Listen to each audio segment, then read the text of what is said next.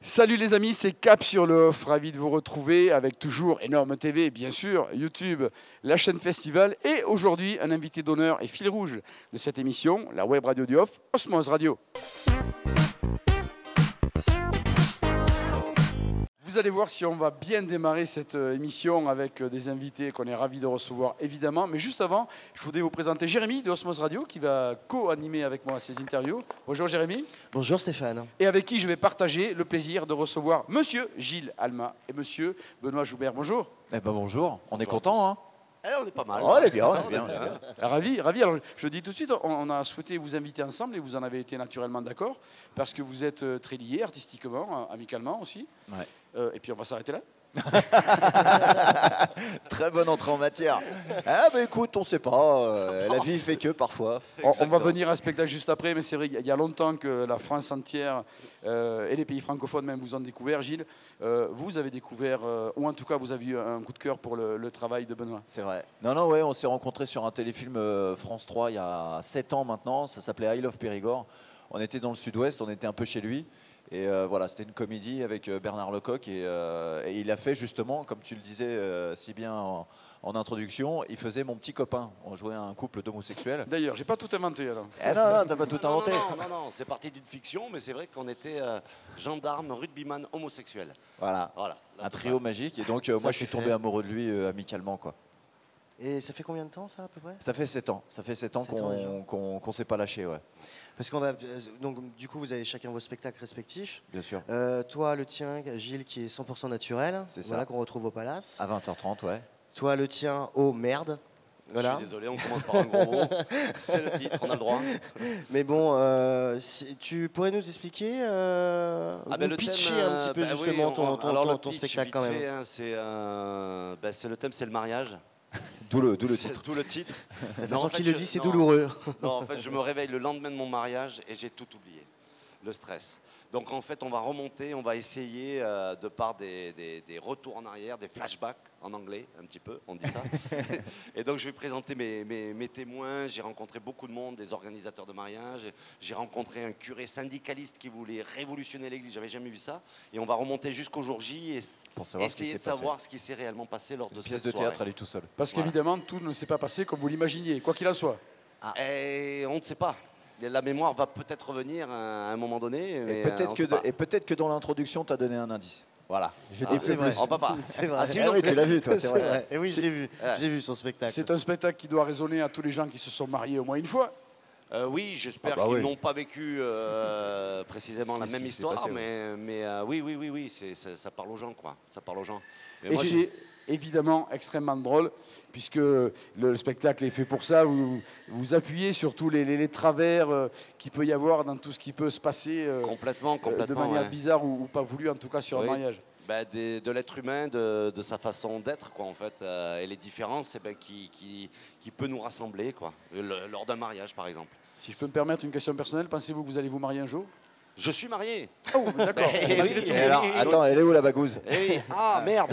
Boum, titre du spectacle. Voilà, non, je l'ai donc, pas actuellement. Il y a une part de il y a des choses qui... puiser dans l'expérience personnelle. C'est parfois romancé, mais il y a des... Je pense que ça va parler à tout le monde parce qu'on a tous vécu quelque chose quand on s'est marié qui s'est passé de telle manière qu'on peut en rire le lendemain, même si ça énerve un peu sur l'instant présent. Voilà, une vraie belle comédie, une découverte, celle de Gilles Alma, bien sûr, et une découverte de beaucoup d'autres déjà, car c'est un franc succès au Festival d'Avignon, et ça ne va pas s'arrêter là, nous on le sait. Eh oui. On espère, ouais.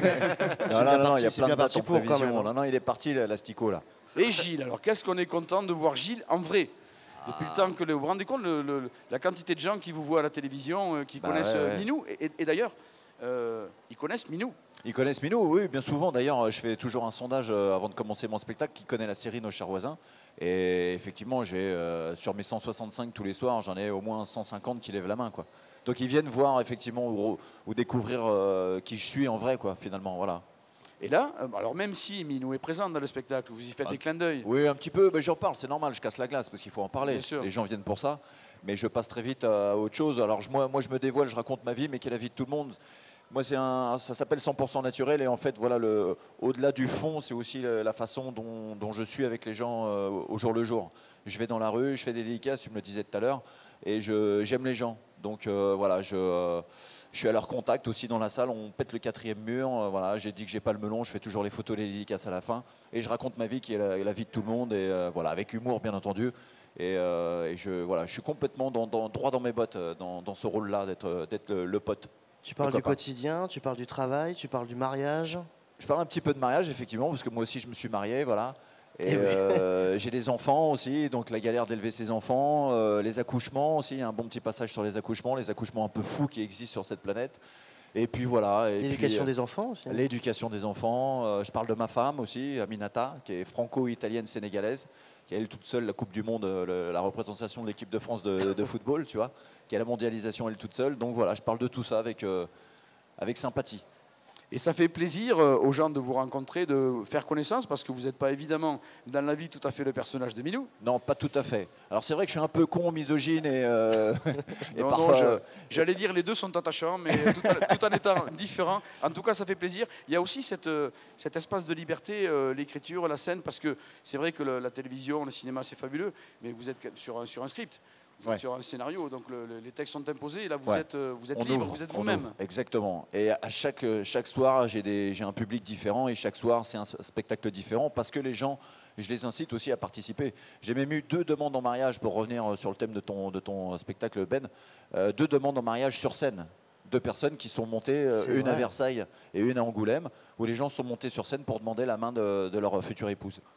Mais c'est magique. Ils l'ont fait instinctivement. Instinctivement, parce que je demande s'il y a des gens mariés, et je demande s'il y a des gens qui veulent se marier. Et un jour, enfin 2 fois d'ailleurs, j'ai eu un mec qui a levé la main, et sa copine, que je vois dans le public, avait l'air étonnée. Et donc je lui dis, mais attends, t'es pas au courant du truc? Bah non, je suis pas au courant. Je dis, bah c'est peut-être le moment de concrétiser l'histoire. Donc voilà, ils sont montés sur scène, j'ai filmé, et voilà, ils se souviendront toute leur vie d'avoir fait ce moment magique sur scène. Peut-être l'idée d'une activité parallèle à développer, Gilles. Écoute, je ne sais pas, peut-être faire devenir curé. Quoi qu'il en soit, Jérémy, est-ce que la bonne idée, ce ne serait pas d'aller au Palace, d'aller voir Benoît Joubert, et puis vite de se dépêcher de changer de salle? Moi, j'ai été voir les deux, très honnêtement, et j'ai passé un très bon moment, autant bien que ce soit Gilles, et autant bien que ce soit aussi Benoît. Donc moi, j'engage tous les gens à aller justement les voir, parce que si on a envie de passer un bon moment pour se marrer, faut aller les voir, voilà, au Palace. Donc, mais il y a un petit truc, si tu veux bien, Stéphane, j'aimerais bien en parler, parce que c'est vrai que tu es quand même aussi un artiste au grand cœur. Il y en a plein, mais à chaque fois qu'on se voit, c'est vrai que je fais la remarque, mais c'est important. Tu fais partie de l'association ELA, et est-ce qu'on peut en parler, du moins est-ce que tu peux en parler un petit peu plus justement, écoute, sur tes associations? Je me disais, toi, justement, d'avoir un peu de notoriété, c'est génial, les gens te reconnaissent dans la rue, extraordinaire, mais bon, essayer de s'en servir pour une bonne cause. Donc voilà, moi la première association qui m'est tombée dessus, c'est l'association ELA. J'avais fait Qui veut gagner des millions avec Jean-Pierre Foucault, et j'étais venu là un peu par hasard, et voilà, c'était l'association ELA. Et donc j'ai creusé, j'ai rencontré les malades et tout, c'est une association extraordinaire, et j'en parle, je joue avec le t-shirt de l'association ELA, et maintenant ce que je fais, c'est que je vends des mugs Team Twingo, parce qu'il y a mon sketch phare, je compare mon sexe à une Twingo, bref. Et je fais des mugs et j'ai des t-shirts. Et tous les fonds sont pour l'association ELA. Voilà. Et les gens, depuis que je fais ça, achètent énormément le truc marketing. Et voilà, ils sont très très généreux. Et je trouve ça extraordinaire. Les gens sont très concernés. Et je suis fier et content de servir un petit peu cette cause qui est une noble cause. Félicitations, c'est effectivement un élan qu'on ne peut que valoriser, encourager, vous remercier d'utiliser cette notoriété pour ça. Cette notoriété, c'est vrai, elle existe. C'est pourquoi vous avez souhaité venir avec Benoît Joubert pour encourager. Alors, je suis la marraine. C'est la marraine. C'est la patronne. Voilà. Si vous aimez Minou dans Nos chers voisins, vous allez adorer Gilles Alma à Avignon au Palace à 20h30, et par voie de conséquence, vous allez adorer Benoît Joubert, qui est très largement validé, encouragé, parrainé, supporté, choyé par Gilles Alma. Ouais, c'est un plaisir. C'est vrai.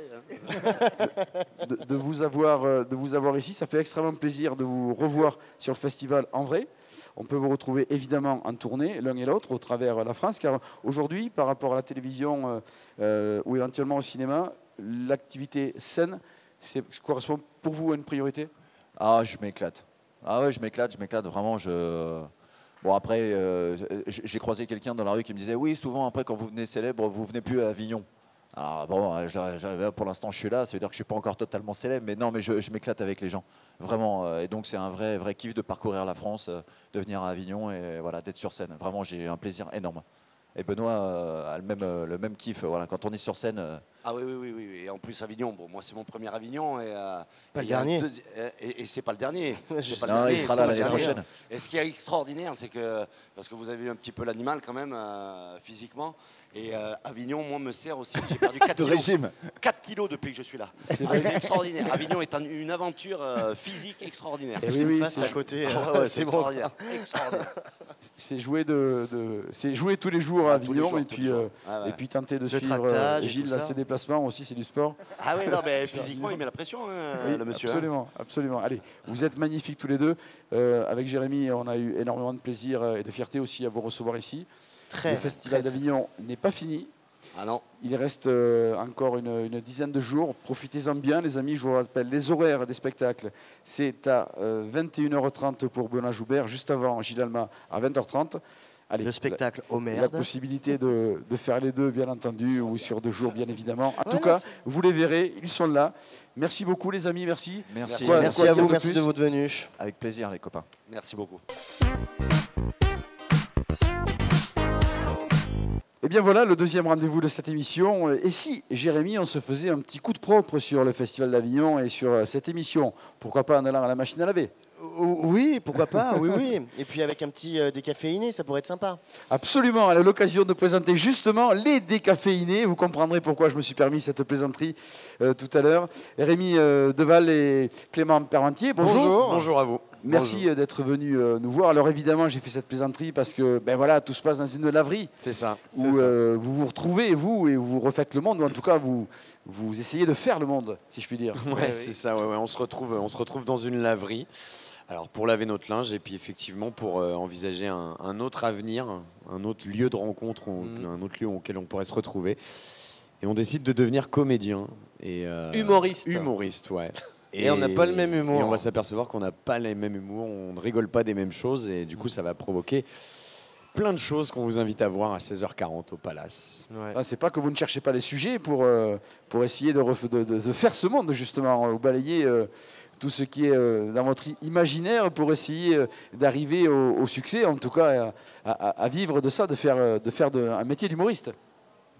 Bah oui, on est content d'être à Avignon et ça faisait 5 ans qu'on ne l'avait pas fait, donc on a mis 1 an à écrire ce spectacle, on a voulu parler de sujets d'actualité en même temps tout en gardant notre absurde. On parle des migrants. Ben oui, parce que doit-on rire des migrants ou des bateaux gonflables de mauvaise qualité? Ben lui, il veut rire. C'est original. Moi, je veux rire des migrants et Rémi veut rire des bateaux gonflables de mauvaise qualité qu'utilisent les migrants malheureusement pour traverser la mer. Ouais. Et il y a un des deux sketchs qui est plus drôle que l'autre quand même. Celui des migrants, en fait, on fait un sketch où c'est un couple de bourgeois qui partent en croisière sur un bateau de migrants, mais ils savent pas que c'est des migrants. Donc en fait, ça fait une chanson. Aïe. Ah oui, c'est un peu barré. Une chanson aïe. Une chanson aïe. Ouais, ça doit piquer un peu. Des tables basses aussi ou du racisme? Ouais. Bah, oui, en tout cas, il y a une chanson où on parle des maladies en fait, mais tout en bonne humeur, par exemple. Donc tout ce qui peut être angoissant, bah, on essaie de le tourner en joyeux. Je précise en même temps que c'est pas un concert non plus, hein, parce qu'on parle que de chansons. Non. C'est pas un concert, c'est un spectacle avec d'humour musical. C'est-à-dire qu'il y a des sketchs parlés, des sketchs chantés. Et des chorégraphies. Il y a des chorégraphies. Voilà, c'est un petit peu un tout en un. Donc vous êtes un peu chanteur. Un peu danseur, un peu humoriste, comédien. un peu comédien, mais on n'est rien à 100%. Ok, on essaie de faire une petite Par contre, salade. on a un spectacle voilà. à 100%. Ah oui, Voilà. mais c'est pas mal quand même. Alors, on se souvient tous que vous avez eu votre premier coup de projecteur à l'occasion avec Laurent Ruquier dans Demande qu'à en rire. C'est ça. C'était évidemment un tremplin. Est-ce que vous avez changé depuis dans votre écriture, dans votre scène depuis ce moment-là? Ça fait quelques petites années déjà. Ouais, ça fait 6 ans. Et je pense que on a évolué, on a grandi. L'émission, elle nous a créés en fait, parce qu'au fur et à mesure des semaines, on devait écrire un nouveau sketch, et c'est là qu'on travaillait vraiment ensemble. La contrainte d'écrire un sketch en 4 jours nous a fondés, quoi. C'est une sacrée contrainte quand même. Comment on peut avoir les idées comme ça qui arrivent, qui débarquent? Faut déconner, faut bien s'entendre. On s'entend bien. Ça dépend Ouais. des jours. Tu demandes confirmation Ah, quand même. ouais. T'es pas sûr de toi. Non, on s'entend très bien. Et puis, bah, c'est cette contrainte, justement, qui, je pense, fait activer l'inspiration. Et on n'avait pas le choix, il fallait qu'on trouve quelque chose. Et puis, bon, voilà, J'ajouterais faut qu'il faut un peu de talent aussi pour arriver à s'amuser. à cet Ah ouais, exercice, bah, on en a plus énormément. nécessaire. à survivre à l'émission. talent. Mais justement, les gens qui vous ont connu à travers ça, aujourd'hui, ils retrouvent les décaféinés qu'ils ont connus à l'époque. Peut-être ils vous ont pas vu sur scène depuis. Ils sont nombreux à vous avoir vu, mais il y en a qui vous ont pas encore vu. Vous êtes restés les mêmes en fait dans votre style, on va dire. Ah oui, on a tenu à garder cet univers qui fait un peu notre marque de fabrique. C'est notre humour à voilà, tous les c'est deux, notre- mélangé, l'absurde. Donc voilà, non, on n'a pas voulu changer ça. On a fait évoluer l'écriture, mais non, tout ce qui est univers musical absurde, décalé, ça, on a vraiment tenu à le garder parce que. C'est ce qui fait qu'on est un peu, voilà, qu'on est un duo un peu différent, le fait qu'on soit musical et complètement barré. Voilà. Mais en parlant justement, vous dites que vous êtes musical, on pourrait pas avoir un petit extrait, non là, en Là, chantant vous voulez qu'on vous fasse un Ouais, extrait je sais pas, non. ouais, histoire de. Sortie du spectacle, c'est particulier. Ouais, bah, c'est là où on voit les vrais artistes. Bah, c'est je sais pas, les couples de bourgeois qui partent sur un bateau de migrants et qui disent On a voulu faire une croisière sans passer par nouvelles frontières. sur un bateau pneumatique, ça change des hôtels chics. 120 sur un radeau pour 8, pas la place pour nos Samsonites. Heureusement, après 1h30, on n'était plus que 30. Bravo, oui, c'est bravo. chaud. Comme C'est ça, à chaud. chaud, comme ça, Voilà. bravo. On était un peu bas. Bravo, c'est En bien, tout c'est cas, bien, c'est Jérémy, on ne demande qu'à rire, l'émission n'existe plus, c'est dommage, mais les décaféinés, eux, ils sont bien là. Hein. bien. Ils sont bien là. Allez, Ils sont on bien là. s'accroche. Ils sont présents. Et ils sont c'est au bien. Palace à 16h40, et ça, moi je dis, c'est chouette, Tous les jours. tous les jours, jusqu'à la fin du Sauf festival. les lundis. Oui, Sauf vos les jours lundis. de relâche. Une c'est dernière quand, les relâche garçons le lundi. C'est Et, lundi. On n'est pas là le lundi. Voilà. Mais tous les autres jours, vous nous trouverez à cette heure-là au Palace. On est à New York le lundi. T'as de la Les chance. décaféinés lancent une machine, voilà, puisque tout part de là, on le disait en intro, et puis ensuite, c'est de la folie, et surtout beaucoup de rire. Les décaféinés, c'est à 16h40 au Palace. Salle Merci 3. les amis. Merci à vous. Merci bon à vous. festival. Merci à vous. Merci les garçons. Merci. À très vite. À très vite. Alors l'invité que nous accueillons maintenant, c'est déjà une star dans sa région des Pyrénées-Orientales. C'est bientôt une star dans le reste de la France, mais c'est déjà une star du plateau de Cap-sur-l'Off. Bonjour Jérémy Rache. Bonjour. On est ravis avec Jérémy de vous recevoir pour ce premier festival d'Avignon. Ouais, le premier festival d'Avignon. J'aurais jamais cru. Si on m'avait dit quand j'étais gamin, tu feras le festival d'Avignon un jour. Parce que tu as 25 ans. J'ai 25 ans. Ouais. Tu as commencé à partir de quoi 8 ans, il me semble, non? C'est ça, non? J'ai commencé le théâtre à 8 ans en prenant des cours de théâtre avec Catherine Laurent, qui aujourd'hui est ma metteur en scène actuelle. Parents oblige, j'ai passé mon bac, j'ai fait une école d'audiovisuel, je suis parti travailler chez Macam Productions. Et à 23 ans, je me suis dit, quand on m'a proposé mon CDI, je me suis dit, j'ai quand même cette envie de faire mon one man. Qu'est-ce qu'on fait? Donc j'ai tout plaqué à Paris, je suis redescendu à Perpignan et j'ai écrit mon one man show, donc mon one man chauve. Alors déjà, de nombreuses premières parties prestigieuses d'artistes qui vous ont parrainé, comme Titoff ou comme Vincent Moscato. Vous avez choisi de vous épanouir d'abord dans votre région des Pyrénées-Orientales, un peu comme Mathieu Madonian, tiens. Ouais, un peu comme Mathieu Madénian à Perpignan, ouais. Et c'est marrant parce que j'habitais à Saleil en fait aussi, donc Pas vraiment très loin. pas très loin dans le même village, donc ça c'est rigolo à croire qu'on vient tous du coin. Et ouais, j'ai commencé en fait, c'était plus simple de faire les premiers jets en fait, les premiers tests du spectacle sur Perpignan. Bon, ça a été une belle réussite parce que Beau succès, disons-le. un Beau beau succès, succès disons-le. où j'ai rempli des salles de 200 personnes et 100 personnes, donc assez Rien que content. ça va. Oui, j'étais content. C'est ouais, déjà bien. C'est génial. Et après, je suis parti jouer un peu partout en France sur des comédie clubs où je jouais 10 minutes. Donc Nantes, Paris, Bordeaux, Lyon, Marseille, pour tester en fait toutes les parties du spectacle, chaque personnage, puisque je fais du personnage. Donc j'ai rodé un peu le spectacle comme ça partout, et puis ça m'a emmené sur Avignon. Pourquoi One Man Chauve? Pourquoi One Man Show? Parce que je suis chauve. Posez-vous la simplement, question. voilà. Non, je sais pas. On savait pas trop comment appeler le spectacle, et du coup on s'est dit à la base je pensais à un point c'est fou, et au final on a bifurqué sur Et un One point, Man c'est Show. toi. Voilà. C'est vrai que c'est difficile de trouver un titre parce que, alors, si je peux me permettre, tout est bon, vous partez dans toutes les situations que vous avez rencontrées de votre vie, de ce que vous avez vécu, de ce que vous voyez, pour le tourner en dérision absolue. C'est ça, c'est vraiment, voilà, je fais une critique de la société qui est mise en avant par différents personnages. Donc une maman hystérique, des profs de l'éducation nationale, une grand-mère, voilà, une grand-mère qui me dit par exemple oh, j'ai mon petit-fils qui est venu me voir la dernière fois, Jérémy. Oh, qu'est-ce qu'il est gentil. Mais alors, qu'est-ce qu'il est laid. Oh, attends, pas un poil sur le caillou, il se laisse pousser la barbe, mais qu'il est con. Fais l'inverse. Voilà, c'est plein de personnages en fait qui. Il y a 9 personnages, non, c'est ça? Ouais, 9 personnages en tout, qui sont totalement différents les uns des autres, qui sont tous très hauts en couleur et poussés à l'extrême, justement pour montrer un petit peu, voilà, pour faire une critique de cette société d'aujourd'hui. Voilà, j'aborde pas de thèmes comme la politique ou la religion. Ni la religion. Voilà, c'est des thèmes que j'ai pas du tout eu envie d'aborder sur le One Man Show. Et c'est vraiment des sujets de société, les réseaux sociaux, le sport, les commérages, Facebook, les nanas qui font des tutos, l'éducation nationale. Voilà, c'est vraiment un melting pot de tout ça. J'ai le sentiment que ce qui vous caractérise, c'est vraiment la profonde volonté de rire de tout, de tourner tout en délire, parce que, encore une fois, vous puisez sur ce que vous avez autour, tout simplement. Mais c'est exactement ça, en fait. Voilà, je prends tout ce qui m'entoure et tout ce qui fait mon quotidien, et je le tourne en dérision. Et en même temps, j'y fais passer des messages, voilà, sur l'acceptation de soi, sur le fait de vivre pour soi et pas pour les autres, de s'écouter, en fait. Voilà, moi, mes parents, ils m'avaient dit à l'époque, mais il n'y a jamais personne qui va t'écouter pour dire des conneries. Voilà. Voilà, je fais le festival d'Avignon. Ça, c'est fait. Voilà. Mais non, mais voilà, mais c'est bon. Après, On n'a pas dû venir. J'ai eu la chance d'avoir des parents quand même qui m'ont dit, Oui. tu fais tes études, tu passes un bac, tu fais des études et tu verras après. Et effectivement, Big up à la Mover. voilà. Vous avez vu après. J'ai vu Et après et aujourd'hui je travaille avec ma mère, donc et c'est puis assez voilà, rigolo. c'est Après, c'est maintenant, justement. Voilà, Alors, c'est exactement Jérémy, ça. à défaut de donner l'adresse de son coiffeur, on va peut-être donner l'adresse de son théâtre, ou en tout cas Oh, le bah nom. oui, carrément, ça se passe au Clash Théâtre, 40 rue des Lys. C'est ça.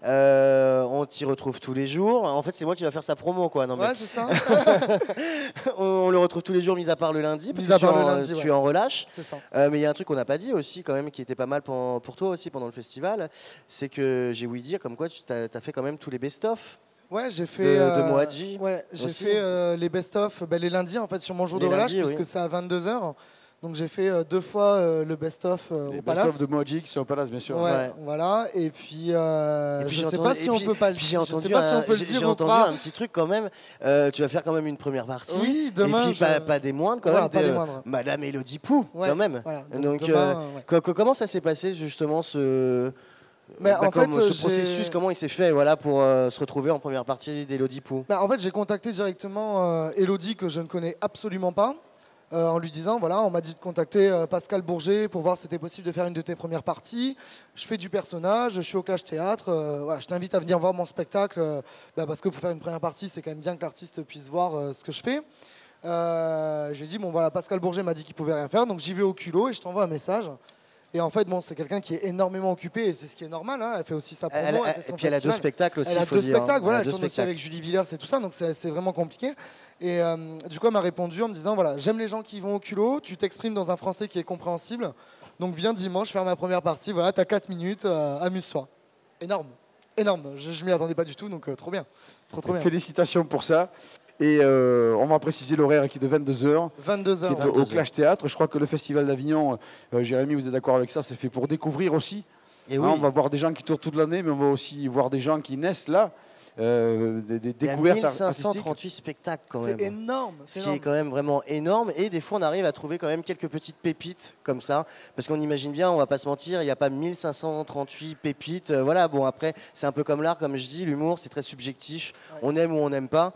Mais des fois, voilà, on tombe sur des gens où on se dit, il y a quelque chose, il y a du talent. Et Jérém Rache était indiscutablement une découverte de cette édition Tout à 2018 fait. du Festival d'Avignon. Je vous le rappelle, ça s'appelle One Man Show. Chauve. C'est au Clash Théâtre et c'est à 22h et c'est très bien et je vous conseille d'y aller. Merci. Merci Bon festival. beaucoup. C'est sa première fois à Cap-sur-le-Off. C'est aussi le titre de son spectacle Ma première fois. Nous recevons avec Jérémy Rosa Burstein. Bonjour. Bonjour, merci. Merci d'être venu nous voir ici à Merci à Cap-sur-le-Off. vous, merci vraiment. Tout d'abord, un merci sincère parce que je trouve qu'aujourd'hui, coup de gueule, non mais les médias, la presse, les journaux vont beaucoup voir les gens qui sont déjà connus faire l'énième interview de la star. Et résultat, je trouve que vous, de faire venir des découvertes, c'est assez assez rare. Et résultat, merci de ce risque. Je suis très touchée. Et voilà, moi, je prends des risques sur scène et je trouve ça génial que vous fassiez la promotion des artistes émergents. Alors pour quand même préciser, Rosa Berstein, c'est une humoriste qui a un humour quand même très noir. Voilà. On pourrait alors pas te comparer, mais un petit peu à Blanche Gardin. Blanche Gardin, voilà, on va dire, c'est un peu du Blanche Gardin. Pour ceux qui connaissent, plutôt vers les Londoniens, du Louis C.K. Donc voilà, c'est un humour quand même qui est très particulier, où tu dénonces, tu y vas, tu mâches pas tes mots. Donc, c'est ça. Bah, c'est vrai que. Pourquoi tu as choisi ce style d'humour-là plutôt qu'un autre style d'humour d'une façon ou d'une autre? Bah moi, comment dire, c'est très prétentieux de dire que, c'est-à-dire que j'admire Blanche Gardin. Pour moi, Blanche Gardin, Louis C.K., c'est les totems, c'est les modèles. Mais en France, plus connu aussi, l'un de mes humoristes préférés, c'est Pierre Desproges. Voilà, c'est-à-dire que pour moi, Desproges, l'humour rejoint la poésie à son niveau. C'est-à-dire que je trouve qu'il y a une liberté d'expression formidable, avec une exigence d'écriture, et puis quelque chose de vraiment corrosif et qui pour moi est important dans l'humour. Voilà. J'avoue que ce sont de très belles références et si je puis dire, ce sont des artistes aussi qui sont vraiment libres avec leurs paroles. Et de ce point de vue-là, on ne peut pas dire que vous vous interdisiez beaucoup de choses non plus. Non, c'est vrai. Non, mais c'est vrai, tu as raison. J'essaye de ne pas m'interdire, de ne pas me censurer. Voilà, il y a des gens qui, à la fin du spectacle, me conseillent de supprimer certaines parties. Et je ne me laisse pas influencer, je continue. Voilà. Les bons conseillers ne sont pas les bons payeurs. Alors, on est une émission d'information. On va donc donner aux téléspectateurs l'information de l'accessibilité aux enfants. Oui, non. Voilà. Quoique, alors bizarrement, l'autre jour dans la salle, il y avait des ados. Des jeunes mecs, et il faut pas croire, les ados ont un humour noir, en fait, hyper caustique, ils sont hyper sarcastiques, les mecs. En fait, c'est-à-dire que dans le spectacle affiché rose... Les femmes aussi, excuse-moi. Les femmes aussi, mais alors les femmes, c'est mignon, elles vont plus rire quand je parle de mon chat, sans vouloir faire de cliché. J'en connais Ah ouais, certaines, c'est vrai. Bah, par exemple, ne serait-ce que toi, regarde. Oui, non, mais c'est étonnant. Disons parce que pour aborder certains sujets, on va conseiller aux enfants à partir de quoi? 14, 16? Non, moi je dirais à partir de 13 ans. 13 ans, ouais. 13 ans. Voilà, l'information est passée parce que c'est vrai, encore une fois, vous êtes libre sur scène, vous interdisez pas grand-chose, vous abordez les sujets qui concernent tout le monde, bien entendu, mais certains qui sont plutôt intimes. Oui, c'est vrai, c'est intime, mais en fait, c'est ça mon influence. C'est-à-dire que pour moi, ce qui est intéressant dans l'humour, c'est de partir d'un endroit très personnel, d'autodérision, pour pouvoir se moquer et attaquer. Parce que je trouve que si on n'est que extérieur et qu'on ne se fout pas de sa gueule, là, ça devient un peu gênant et gratos de dire ah ouais, sale gros. Il faut d'abord s'être moqué de soi-même, je trouve, en tout cas. Et pour moi, c'est vraiment ce que j'apprécie chez Blanche Gardin, Louis C.K. C'est que voilà, avant évidemment d'avoir ce regard sur la société, c'est des gens qui vont d'abord faire leur autocritique. Et ça, je trouve ça aussi touchant même, en fait, à vrai dire. Pour en revenir un petit peu à ton spectacle, tu as beaucoup de regrets. Ouais. Oui. Alors, j'ai testé une blague là depuis dimanche dernier. Je teste, je dis j'ai beaucoup de regrets. Je teste, je regrette que les Bleus aient gagné. Immense froid dans la salle. Ensuite, je dis non, mais je rigole. Bien sûr que je regrette pas que les Bleus aient gagné. Je suis ravie. Et ensuite, je parle de l'épilation définitive et de ce regret-là, ouais. Oui, mais qu'est-ce qui s'est passé avec cette épilation définitive? Il y a des mots peut-être compliqués à entendre à la télévision. Non, je sais pas. C'est pour ça, je sais pas. J'y vais. Non. Mais quoi qu'il en soit, dans le spectacle, là, vous pouvez être totalement libre. Vous êtes chez vous avec vos spectateurs. Ouais. Et du coup, voilà, c'est vraiment... Non, mais c'est intéressant aussi de pas tout dévoiler de ce qui se pratique. Ce qu'on peut dire, c'est que vous êtes libre, vous abordez les sujets les plus intimes, ceux qui sont plus ou moins cachés, c'est corrosif, c'est satirique, mais c'est surtout extrêmement drôle, car en définitive, la volonté est là au départ. Hein. Ah oui, non, mais et puis alors aujourd'hui, je suis ravie, la salle était pleine à craquer, il y avait des gens assis par terre. Pour être corrosive, je vous avoue qu'aujourd'hui, j'ai eu mon premier spectateur en fauteuil roulant, et j'ai une blague, j'avais écrit hier que ce qui est chiant à Avignon, c'est d'être coincé dans la rue, d'être un turier blindé de monde et d'être bloqué derrière 2 chaises roulantes. Je l'ai écrit hier soir, je me suis dit, ah, ça c'est marrant. Et pile aujourd'hui, bim, spectateur en chaise roulante. Je la fais pas. Et en fait, ça s'est hyper bien passé, les gens riaient. Et à un moment, au contraire, le monsieur en chaise roulante riait avec moi. Et je pense que quand même si c'est corrosif, comme ça vient d'un endroit de tendresse, c'est pas malveillant, c'est pas haineux. Et résultat, les gens rigolent. C'est ce qui se passe, et ça se passe au théâtre Pixel. C'est à 12h35. Pixel Avignon. Pixel, oui. pardon. Pixel Avignon. Pixel Avignon. C'est ça. C'est important de le préciser, c'est à 12h35. Ouais. C'est tous les jours parce que vous êtes jeune, à fond, plein d'énergie. Sauf les lundis, donc sauf lundi 23. Il faut venir tous les jours, sauf lundi prochain, 12h35, Pixel Avignon, 18 rue Guillaume Puy, devant la petite place Pasteur. Et ça s'appelle Ma première fois. Et elle s'appelle Rosa Bernstein. Et on a été ravis de l'accueillir ici à Cap-sur-Lof. Quoi dire, Rosa. Jérémy? Un bon Merci festival, mademoiselle. Merci beaucoup. Beaucoup de succès qui est déjà là, mais encore plus jusqu'à la fin. Merci. Merci beaucoup. Cap sur l'Off, c'est bien sûr votre émission d'information, c'est aussi une émission de promotion pour les artistes et les compagnies, puisqu'on parle de ce qu'ils font. On vous incite à vous pencher sur leur spectacle, leur histoire et réfléchir à aller les voir, on l'espère en tout cas. C'est très important pour le festival, c'est très important pour les artistes, c'est utile pour vous, mais nous avions envie ici à Cap sur l'Off de mettre en avant d'autres médias qui font aussi ce travail-là d'aide aux artistes, aux compagnies, d'information, aux auditeurs cette fois-ci, puisqu'il s'agit d'une radio. C'est Osmose Radio, c'est la voix du off, la web radio du off. La web radio du off, ouais. Et alors, une radio 100% dédiée au Festival Off durant le Festival d'Avignon. Tout à fait. Et Jérémy, vous êtes l'animateur d'une émission qui s'appelle Touche pas à mon off. Non, touche pas mon off. Touche pas à mon off. Cyril Hanouna, je t'embrasse, mais non. Qui pour le coup est 300% dédié au festival et aux artistes. Alors, donc Osmose Radio, oui, on est complètement dédié pour le Festival Off, où il y a aussi d'autres animateurs, hein, voilà, comme Laurence, comme Stéphane, comme aussi, mais qui est avec moi, ma co-animatrice Isabelle Laillère, où on essaie de recevoir au maximum le plus d'artistes possible. En revanche, Touche pas mon off, c'est une émission quand même un petit peu spéciale, où on va recevoir essentiellement que des humoristes. Voilà.